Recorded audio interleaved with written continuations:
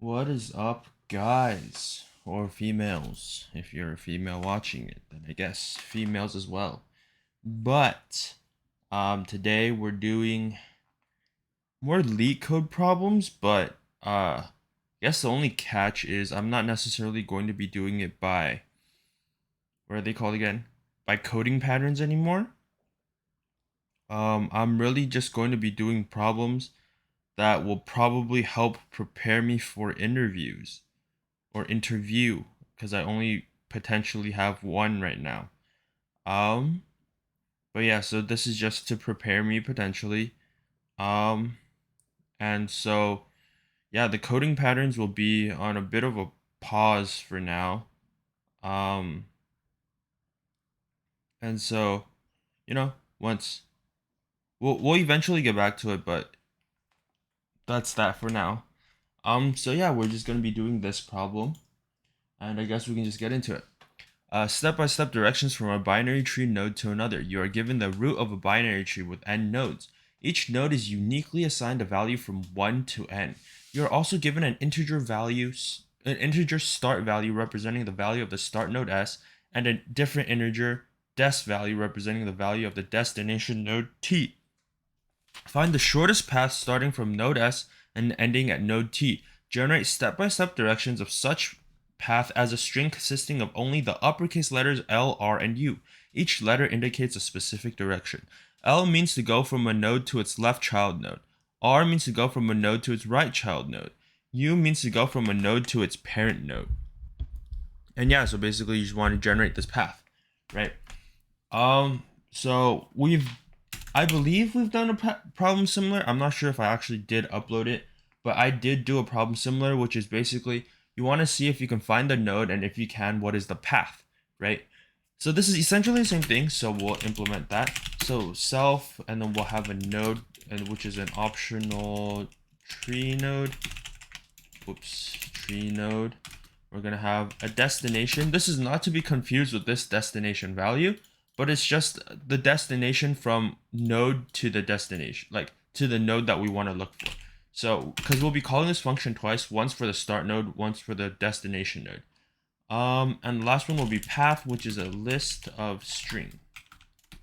We're going to be returning a Boolean though, because we want to return whether or not you can find the node going down this path. So you'll see exactly why, like right now. So if node.value is equal to destination, then we'll return true. This shows that if you go down this path, eventually when you call this find on like this node and this the destination value, you will have found it, right? So we'll create these else if statements that sort of, work around it, I guess, in a sense. So what we'll be doing here is else if node.left. This is just checking to make sure it's a valid node, right? Else if node.left and self.find node.left destination and the path. We can do path.append left, right? And we'll do the same thing here for node.right. So node.right and self.find node.right destination and path. And then you'll do path.append right instead, right? And so basically, you'll just keep recursively calling this until you have found the right path, right?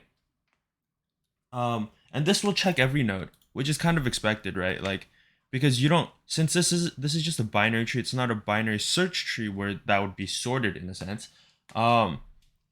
You have to check every node until you actually find it, right? And so, self.find in the beginning when you're going all the way down, you'll be passing an empty list, which is fine, and then so we'll be building the path like backward in a sense, right? So on the left side, so basically whatever we do, when we're going down to the destination node, we have to reverse it because this is built like bottom up in a sense, right? So and then the one where it's actually going up, that's gonna be from our source node, right? Unless our source node is the root, then I guess there's nothing going up.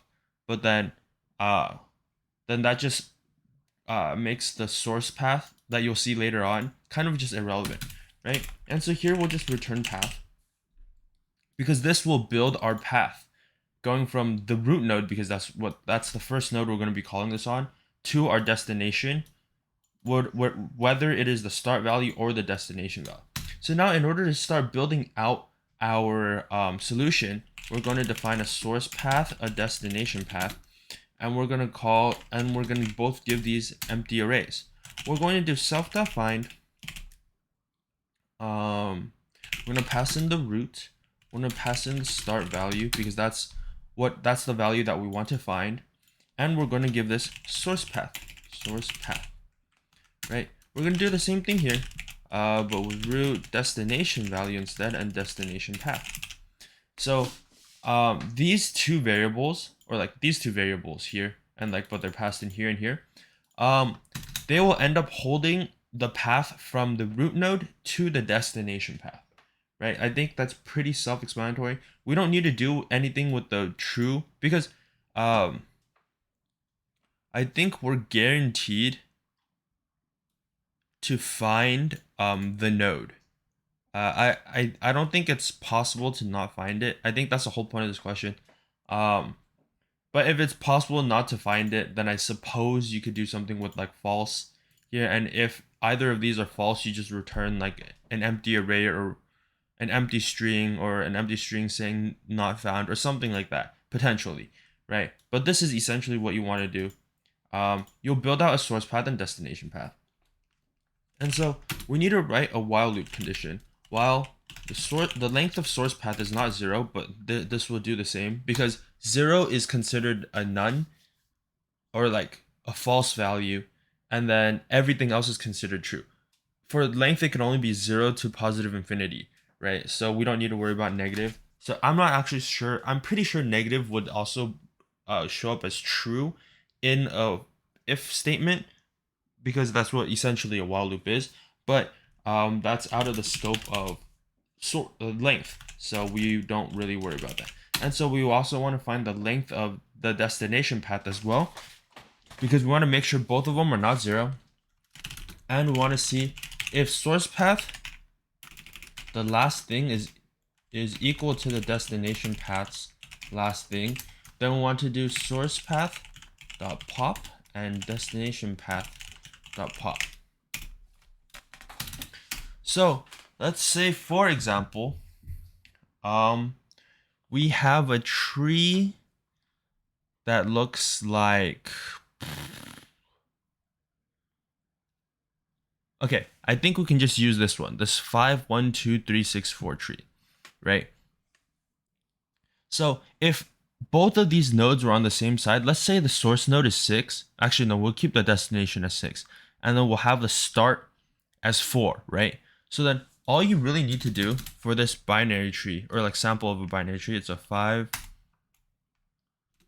1 2. So if I move this over, right, and then it's a 3 6 4. So let me just move this over. Let me move this over as well, just so we have a more accurate representation, right? So let's just say 4 is the start, 6 is the thing, right? So when we do this find, our source path will look something like right. Oh, actually, no, it's just right and right. Sorry, it's right, and our destination path will look something like right, left. Actually, no, we're building it backwards, so left, right. Sorry, because we go right, left, but we're building it backwards. So from this to this, it's left append first, and then append the right. So this only kicks in if they're on the same side of the tree, because if we see this, right, it's a up. So the way we're building the solution will look like left, left, right? Because regardless of the thing, and this is right, left, or like left, right, I guess, right? So since they don't ever take the same path up, like we don't have to pop the things off because because we're always originating from the root, right? So the solution that we're getting is a left right, or like a right left, and then a right right, and that's how we'll get to the path, right? So theoretically, if we just added the path together, we can do something like a left left right left, right? Or like up up right left. That would be our solution, right? But that's not the shortest path, because you could just do up left and we would get from 4 to 6, right? Because that's like our theoretical I guess let me do start is equal to 4, destination is equal to 6, right? So that would be the shortest path. But then this is the path that we've generated, right? So in order to combat this, we'll make sure both of the paths are not 0, because it's possible in this case it could be like 4 is the start, 2 is the thing, right? So our generated solution would be right right and just the right, right? So our solution would look something like up up right, right? But like that's not the shortest path, we can just take one up. But since our solution is RR and then R, we can knock some stuff off, right? So here, we want to make sure that the path is not like 0. And then the last items are exactly the same. So if we were to pop these two R's up, because we know that those two R's are just this from 5 to 2, but we don't care about from 5 to 2 because we can go 4 to 6, right? So now it looks like RL. But then, so then essentially we create a new like root in a sense, quotes, in the 2, and then so we, in order to get to the source, we just go right, and get to the destinations, go left. But obviously from 4 to 2 we want to go backwards, so we'll eventually change this to a U, which we'll show you how to do. But that's why we have this whole like popping logic, right? So after we pop off all of the like the similar paths, we need to, you know, just do some essentially string manipulation. So we're going to do return U times the length of source path, because we've popped off, so in this case, right, we've popped off all of like the 5-2 path because we don't need that, because that's an overlapping path between both the source and the destination. So now this is just an R and L, right? So we turn the R from 4 to 2 to 4 into a U because we want to go backward, we want to go upward, right? And like the source path typically will always lead with the up, unless the it's not the root, right? If it's because no, unless it is the root, sorry. If it is the root, then we have nowhere to go up from, right? We can only go down. So then we just won't have any of this because the length of source path will just be 0, right? And here we need to do plus, we do like this dot join, because it's an array, right? So we're gonna dot join the array, but we're going to do this. We're gonna reverse the destination path. So we're gonna reverse the destination path and then dot join everything with the empty string, and we're gonna add that to like our first string of U's, right? And this will give us the right answer. And so the reason why we need to reverse this, we'll look at this path, right? So this goes so from 5 to 6, the way we built our solution will be a left and then a right. So like I said earlier, it'll be a left, right, right? But that's because we built it from bottom up. But since we need to go from top down, we need to reverse it, because in order to get from 5 to 6, you need to go right and then left, right? So that's why you need to reverse it. And then if you do this dot join, it essentially just takes that off, because it like that, even though that's not what it looks like in the array, that's essentially what we're representing, right? And then that will give us the right path, which will be the RL part of this solution, right? So that's how you do step-by-step directions from a binary tree node to another. We're going to submit this and then it works. So yeah, was a little bit of a complicated problem. It's a lot longer than the videos that I'm typically making now. But yeah, thanks for watching.